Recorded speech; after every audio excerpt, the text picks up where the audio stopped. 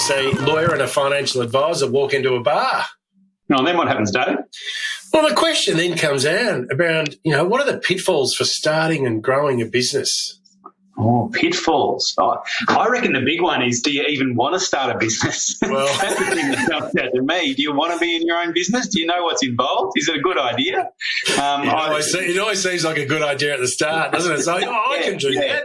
Yeah, certainly. In my experience, running a business has been a lot different than I expected. It's been harder in a lot of ways. It's been more rewarding in a lot of ways. I think it's probly like having a baby. Yep. You're never quite ready, and it always turns out to be never a good time. Yeah, that's right. So I think the big one that just jumps out to me when you say that is do I really want to be in business? Do I know what's involved, and is that right for my life and where I am now? Yep. Yeah, I do, because there's always that balance with people that would turn around and say, yeah, but I'm doing this job and I can see the revenue I'm making in the role that I do. I can generate the leads and I can execute the work and I know what I'm doing. What I'm giving it to someone else the whole time. Mm-hmm. So, sure.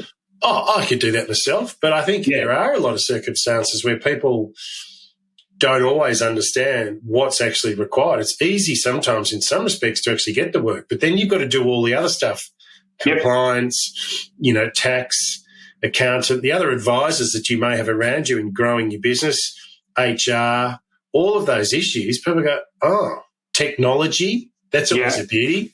Yeah, can't I just, especially if you've come from a big place, can't I just ring the IT department?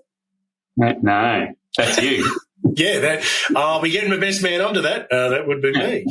Yeah, absolutely. I think that's right. It's a really good point that you've got a whole bunch of different functions that you need to do, and you need to do them all reasonably well, or your business is going to cark it. If you've got a great operations but no marketing, well, you're stuffed. But if you're marketing and getting all this work in, but you can't do it, or you can't do it at the right quality, if all your people get upset and leave, all of those, you need each of those kind of ingredients into your business, and they all need to be at least okay, otherwise your business will collapse. It was a real surprise to me how many different things especially early on, and obviously it's an evolution. I think then you get to the stage where your business is actually doing well, and but then to go to the next level, you need to actually have a different set of skills than you did at the first to get to where you are. Often doing it all yourself is the first step, and that you might be good at, but then not doing it all yourself is the next step, and that's a different challenge and requires different skills. Because also then there's a difference between growing and scaling your business. Oh yeah. So you can grow your business, so you've started it and you're growing it. Yeah. But then you still need to, you can be growing it, but again, you've got to make sure that there's a consistency in your delivery. Yeah. You know where the moving parts are. Yeah. It's great to say, I've sold all this stuff, but if your production people or who's delivering it don't know that you've sold that amount, and do you have capacity to deliver on what you've promised? Yeah. See, it becomes a really tough one. I hear all about this scaling business, and I don't think I understand what they're on about. I thought scaling and growing were basically the same thing.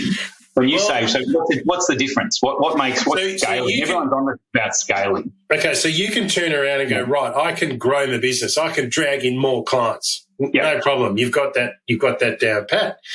But the problem is, how do you scale that? You can bring that in because that's what you're good at doing. But if you've got to bring it in, so you're wearing the hat of business development, and then you've got to come back in, now you've got to write out all the legal work.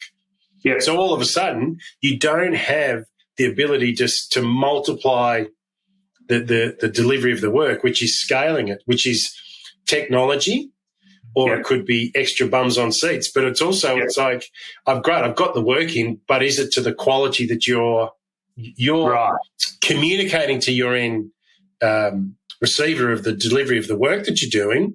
Yeah. But is it driven in the way that you would? Would you want to sign your name off on the quality? That's the scale component. How do I scale my business so that I can go from 1 to 5 quite quickly?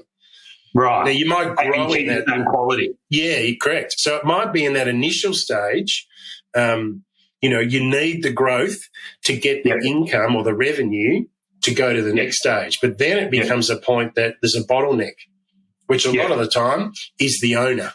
Is the owner, yeah, sure. It just is because, if you've started as a single person and you might have your first 10 staff on quite quickly, but ultimately people are still pushing up. Yeah. Oh, Alex, can you make this decision? Alex, can you do this? Alex, and all of a sudden it's like, hang on, that's where you've grown the business, but you're not scaling it over and above that to give you the ability that you. I know in the case of law firms or professional services firms, often they approach that by putting on more partners. You have more financial advisors, more accountants, more lawyers or whatever, and the partner's kind of the head of the pyramid. They have more pyramids, if you like. Yep. I mean, is that scaling? Well, see, to me, that's more growth. Yeah, I see. Because you can be there are some people that are fantastic rainmakers. Yeah. And from that terminology, I mean, they go out and find the work. They rattle the cage and they get the work in. They can deliver it, but there are some people that don't like to go out and chase the business. There's a lot of them. Ask them to do the strategy and to write the documentation or do whatever. They love it. Yeah. So if you can feed them the work, but then again, it cascades down. How can you produce the work? Because in the end, you don't want to be working 24/7. It's just not. It's not viable. It's not healthy. It's not an approach. Which then says you've grown your business from a start to growth to a point, and then you hit a ceiling. The next stage is scaling, so you can go over and above, over that position. And then the biggest things. Yeah, so we were talking about pitfalls of starting and growing a business. One of them is growing it to a big enough stage that you can scale. Is that the point? Growing it to a point where you know that you've got the resources to then bring on the next person. Yeah, and that's probably and look, the comment that you made, scaling, growing. I always thought that was the same thing, and I think that's a big. That's probably quite common. But we're going, no, I'll just keep growing. Yeah. But how? Like, who's going to deliver on the work? That's where sometimes growth for growth's sake is not always a good thing in your business. Yeah. Because that is one of the pitfalls. All of a sudden you're growing. Yeah, but are you getting the margin from the delivery of the work? Yeah. Or because there's rework costs, you deliver it and it's not the right quality, so someone's got to redo it again. Yeah. So all of a sudden you can't charge a client anymore. Yeah. Yeah, we were acting for a builder for a long time, and they designed beautiful projects, and but they couldn't deliver on them. And what they did, well, in fact, they could deliver on them, but on a small scale, and they managed to win all this work because of their beautiful projects, and then they were having to really borrow from Peter to pay Paul in order to keep these projects on foot, and they just had too many projects at once and they collapsed. Whereas if they'd stayed smaller, if they'd refused some of those new jobs and just focused on finishing the jobs they had, they wouldn't have collapsed. So they went into liquidation, and it was all very bad. And it was really because of either the strength of their marketing or the weakness of their operations, or probably both, that they successfully won all this work and then went out of business. And similarly, that's a good distinction between growth and scale.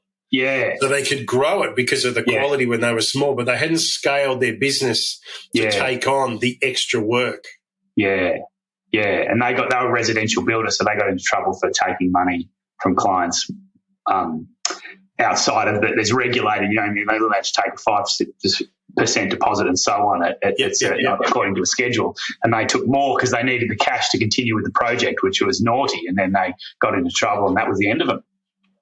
So this is, again, when you start to talk about, the discussion for today, pitfalls for starting and growing a business. Yeah. As you said, you're robbing Peter to pay Paul. All of a sudden it's like, but I need to move resources over to that job to get that job done, which is then upsetting someone else. Yeah. So this is, it's that slow progress, but it's also that balance for people to understand that sometimes you don't need to be the expert in every area.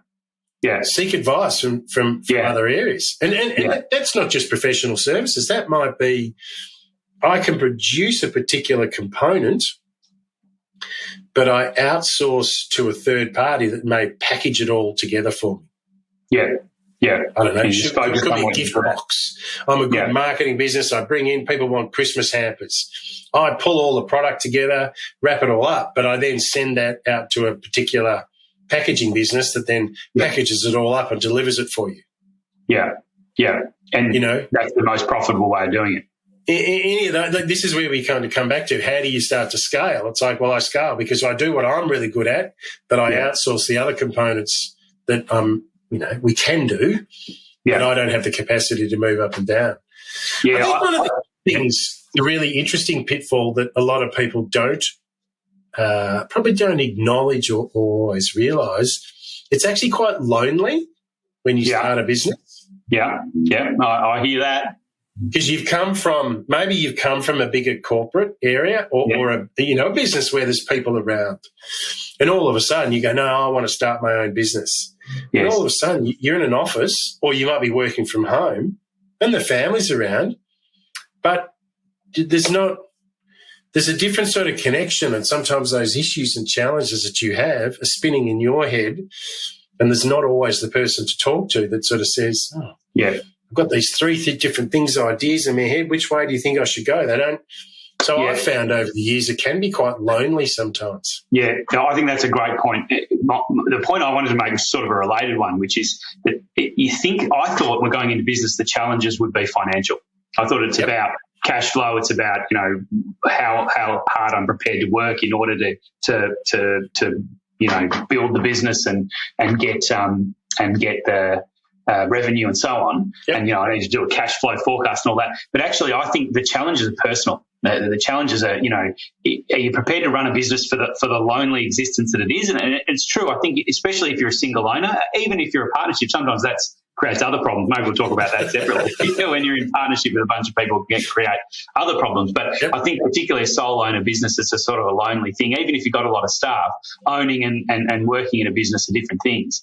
And I think it's not for everyone. And I think sometimes people get into it accidentally or without really thinking it through. And then I think the loneliness or the personal sacrifices that are required to make it successful really can ruin people's lives or can really take away from the quality of your life when maybe you're better off being an employee.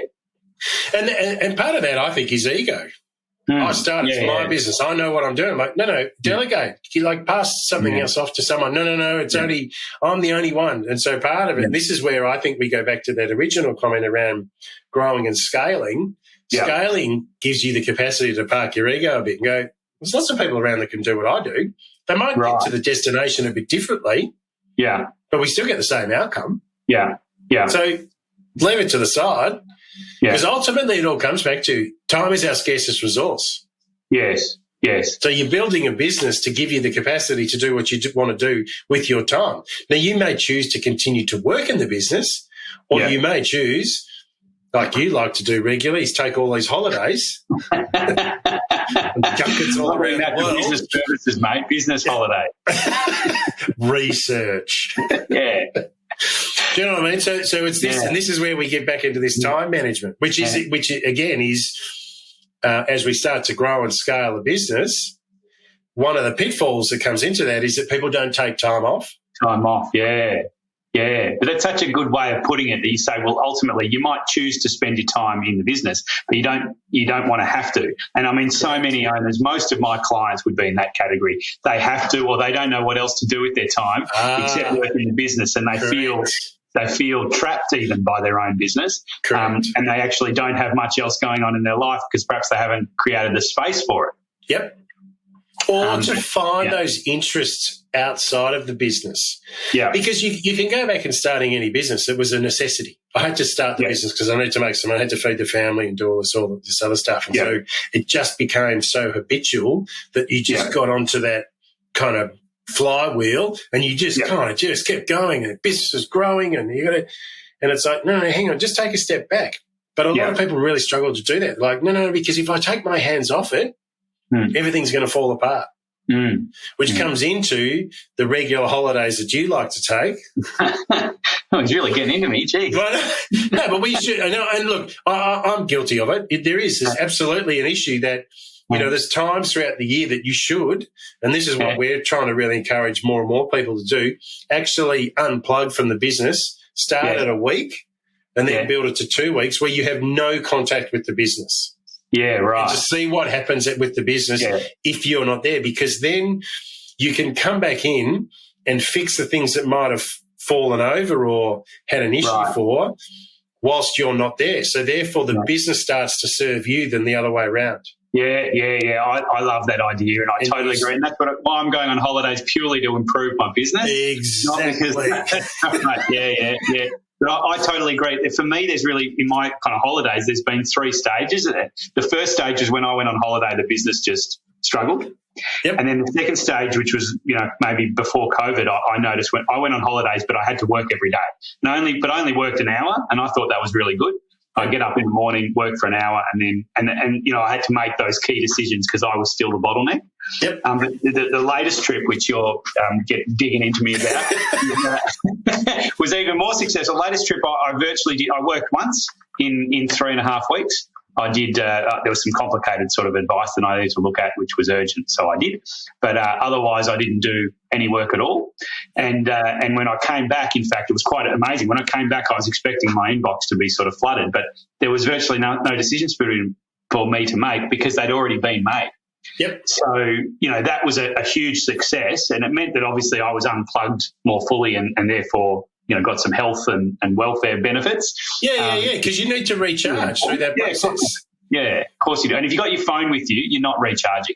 You're checking your emails every day. It's not the same, right? It's not the same sort of thing. Just because you go to the beach in the afternoon doesn't mean you're not thinking about work. And you can sort of, when you're checking your emails, you can sort of feel yourself filling up with the tension, So that's when you go to the top shelf. Like, give me the, I need the hard stuff. Yeah, that's right. Not a cold beer. I need. Well, I mean that's a fair analysis too, because because you're tense, then you might drink more than otherwise you should, and then you feel rubbish, which then leads to, it's a sort of a snowball effect in a negative way. Yep. And so, whereas if you can keep unplugged, then you go, well, not that I on my holiday didn't drink because I was so relaxed. That was not the case. Probably even more so. Yeah. But I think when you're in France, you need to partake. But it is. Look, it's one of these topics that we kind of raise with people that you almost need to schedule in your holidays for the year. Yeah. Lock it into your diary, and you always have to let customers know if you want to be away for a period of time. But sometimes it's just then you've got to work towards. So if you know that you're coming to this position, which is all about how do I start and grow a business will grow better if you start putting some systems in place that mean that you don't have to be there. Yeah. Because someone else is taking on that work that you think you need to do, and they're also making a decision that you think you're the only one that can make that decision. Yeah. So all of a sudden you start taking that away, your mind can go to other areas, or you can then get very focused on the stuff that you like to do. But when you're back in the business, you're actually relaxed, rejuvenated, and enjoy it. It's very easy to say all of this. Yeah. It is harder to execute. Yeah. But that is by having it top of mind. Yep. Especially when we talk about pitfalls in starting and growing a business, not taking a holiday is a really big pitfall because that has a very detrimental effect upon yourself mentally, your team, your family. Everyone needs a break along the way. Yeah. And if a business is reliant upon a single person, unless you choose to be that solo business operator, but that's a different.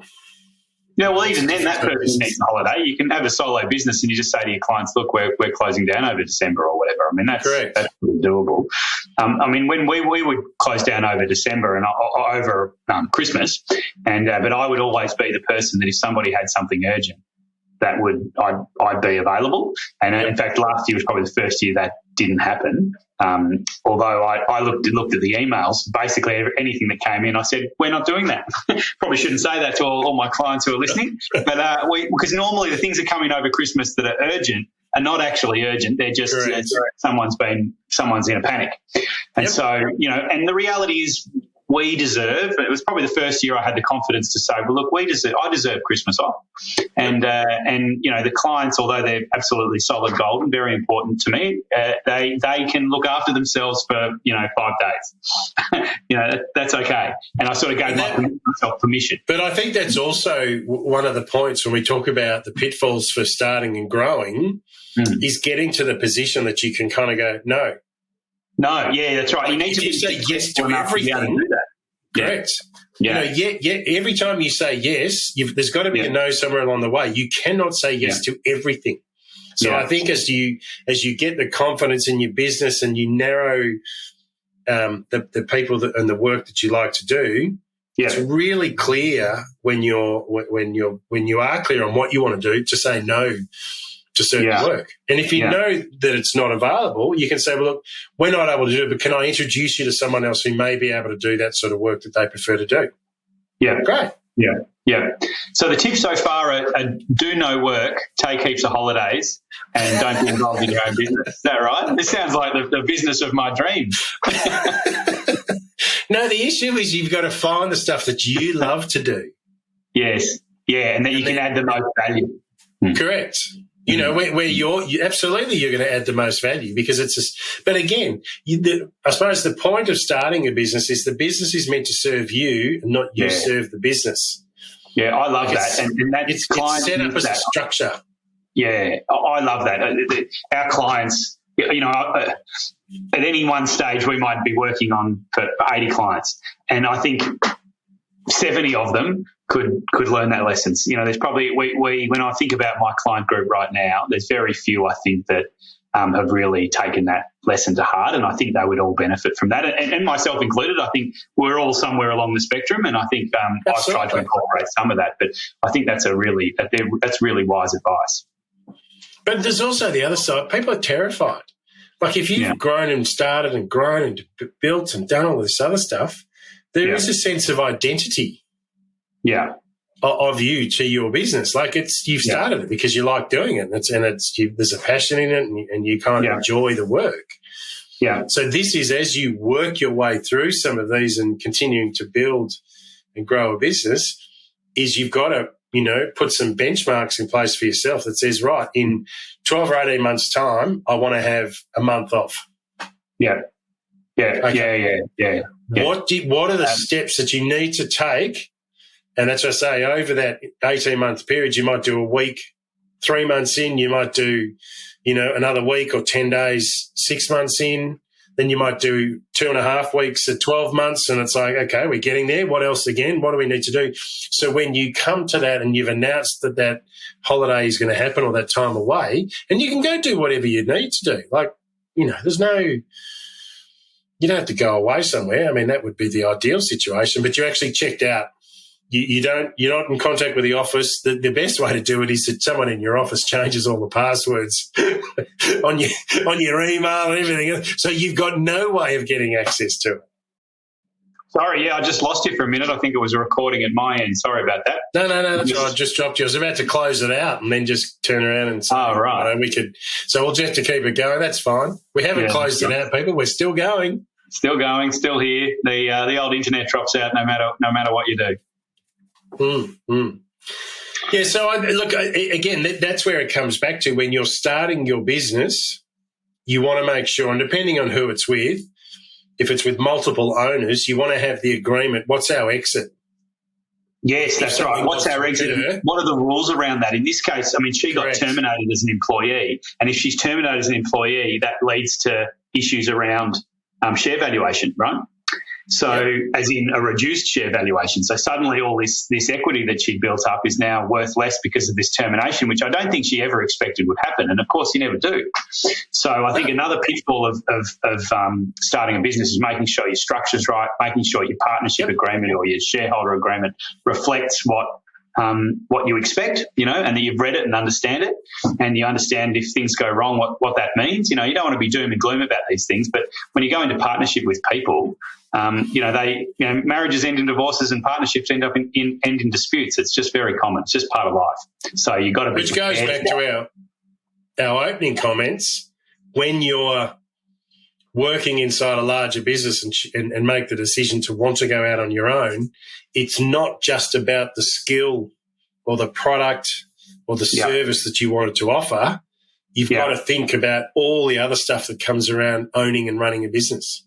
Yeah. And that is the biggest thing, I think, for a lot of people. They just do not kind of get their head around the fact, or they seek, I think sometimes, I shall choose my words carefully, perhaps misguided commentary on, look, do that when it's, it's a bit bigger. Don't spend the money on setting up a company or a trust structure. Like, wait until you've proven your business model. Yeah. And then all of a sudden it gets further down, you get busy, and the next thing you know, it's been running for a couple of years, and then you go, oh, well, actually, I want to put it into this structure.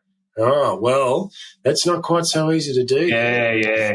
Actually, we've just, yesterday I spoke to a client who had the wrong structure in place and thought he was an employee when he really was a consultant.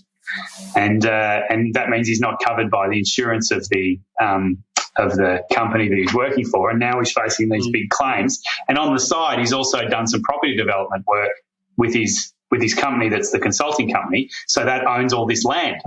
So it's now his whole property development project. He should have done that through a different entity, right? That's sort of accounting or legal 101, financial advice 101. If you've got a property development project, set up a new entity.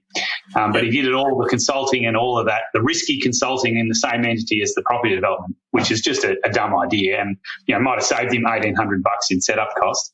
And now he's facing these large claims, and the land's at risk. And so it's a disaster, and it's really just a sort of a failure for a bit of simple planning. Yeah, and this is, again, as you start to grow your business, reassess the way that things are set up and structured, and should you make some changes. And so, unfortunately, sometimes you might have to pay tax in a transition to separate some assets. But if one particular area is going better than others, that's probably not a bad thing to do. Yeah. I think a little bit of transaction cost, it doesn't hurt if it's the right structure. It's easy to say, I'll just keep doing it, but it comes back to bite you in the end. The saving of $2,000 at the start could cost you a couple of $100,000 or millions at the other end. Yeah, this is millions. Organised. Bad. Yeah. So is there anything else you want to kind of cover off for today? No, I think they're the main things. I think, you really want to make sure you really want to be in business and what that looks like and what the personal cost is before you start. I think that's probably the biggest bit of advice that I'd give people. And I actually did just for the Chartered Practicing Accountants Association, the CPA, I did some materials, some sort of training materials for them about starting at their own accounting firms, and that was my biggest bit of advice. And I think it was a bit of a shock to them. So, do you actually want to run your own accounting firm? It all sounds very good, but are you sure do you want to do the HR? Do you want to set up the computers? When the screens are broken, do you want to take them back to JB and get them fixed? That's what you have to do at the start. And is that what you want? So I think that's probably my biggest bit of advice. And then I think the stuff you were saying about scaling and about valuing your own time and taking a holiday is all gold. Well, take advantage of being a shareholder of your own business and reap the rewards of the profit potential that sits there. So you've got to be across that sort of stuff. Yeah, and it'll mean that you're running a business to do that. Absolutely. Yeah, because then you might get someone to come and write your dirty big check to buy your business because it runs without you involved. Yeah, right. Limited involvement, but it's still a profitable business. Yeah. All right, so we're going to close out today. I'd like to thank Alex from Taurus Legal Management. He can be contacted via LinkedIn at Alex Martin or via the website tauruslawyers.com.au. I'd also like to thank myself, David Murdoch, the wealth activist from Paxton Bridge. I can also be contacted via LinkedIn at David Murdoch or via our website at paxtonbridge.com. Thank you once again, Alex, for a wonderful discussion, and we shall talk next time. Thanks, See you next time. See ya.